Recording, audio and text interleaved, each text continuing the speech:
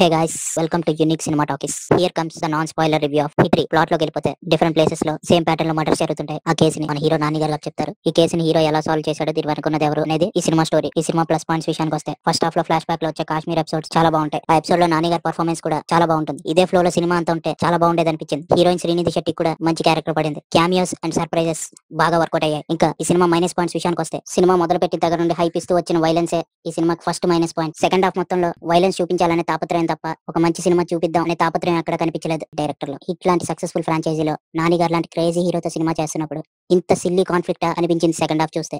చిన్నపిల్లలు ఆడుకునే video game type concept ఒకటి తీసుకొని దాన్ని రియలిస్టిక్ గా చూపించే ప్రయత్నం చేశారు. అది ఏ మాత్రం వర్కౌట్ కాలేదు. విలన్ క్యారెక్టర్ చాలా వీక్ గా ఉంటుంది. భయపెట్టించడం కాదు కదా, థియేటర్ లో కొంతమందితో నవ్వులు పెట్టించింది. ఈ సినిమాలో విలన్ కన్నా ఫస్ట్ హాఫ్ లో హీరోని చూస్తేనే ఎక్కువ భయం కలిగింది. విలన్ క్యారెక్టర్ రాయడంలో డైరెక్టర్ శైలేష్ కులేను దారుణంగా ఫెయిల్ అయ్యారు. విలన్ క్యారెక్టర్ గానీ ప్రాపర్ గా వర్కౌట్ అయి ఉంటే సినిమా ఎక్కడికో వెళ్ళేది. ముందు నుండి సినిమా టీం చెప్తున్నట్టు ఈ సినిమా పెద్దవాళ్ళకి మాత్రమే, 18 years అబోవ్ వాళ్ళు మాత్రమే చూడండి అని చెప్పారు. కానీ బాధాకరమైన విషయం ఏంటంటే థియేటర్ లో ఈ సినిమాని ఎక్కువగా ఎంజాయ్ చేస్తుంది చిన్నపిల్లలు, 18 బిలో క్యాండిడేట్స్. పెద్దవాళ్ళకి ఆ సెకండ్ హాఫ్ లో వచ్చే సీన్స్, ఆ క్యారెక్టర్స్ అండ్ ఆ కాన్ఫ్లిక్ట్ చిరాకు తెప్పిస్తున్నాయి. ఒక యాక్షన్ థ్రిల్లర్ లో చూస్తే ఇది ఒక మంచి ప్రయత్నం అని చెప్పొచ్చు. కానీ హిట్ ఫ్రాంచైజీ లో సినిమాగా చూస్తే మాత్రం ఒక బిగ్ డిసప్పాయింట్మెంట్ అనే చెప్పాలి. 1, 2 లో డైరెక్టర్ శైలేష్ కులేను ఎలాగైతే లాజిక్ పట్టుకొని ఇన్వెస్టిగేషన్ సీన్స్ ని థ్రిల్లింగ్ గా నడిపించారో ఈ సినిమాలో హీరోయిజం అండ్ వైలెన్స్ మీద ఎక్కువ ఫోకస్ పెట్టి లాజిక్ ని పూర్తిగా గాలికి వదిలేశారు. మధ్య మధ్యలో హీరో ఎలివేట్ చేయడానికి వచ్చే కొన్ని అన్వాంటెడ్ సీన్స్ చాలా ఫోర్స్డ్ గా అనిపించాయి. కొన్ని మ్యానరిజమ్స్ కూడా టీజర్ లో, ట్రైలర్ లో ఇచ్చిన సినిమాలో ఇవ్వలేదు. సినిమాలో చాలా చాలా పెద్ద మిస్టేక్స్ ఉన్నాయి. అవి చెప్తే స్పాయిలర్ అవుతుంది కాబట్టి ఇక్కడ చెప్పట్లేదు. కానీ ఆ ఒక్క మిస్టేక్ వల్ల సినిమా మొత్తం ఫీల్ పోయింది. అటు థ్రిల్ లేదు, ఇటు ఎమోషన్ లేదు. ఒకటి రెండు చోట్ల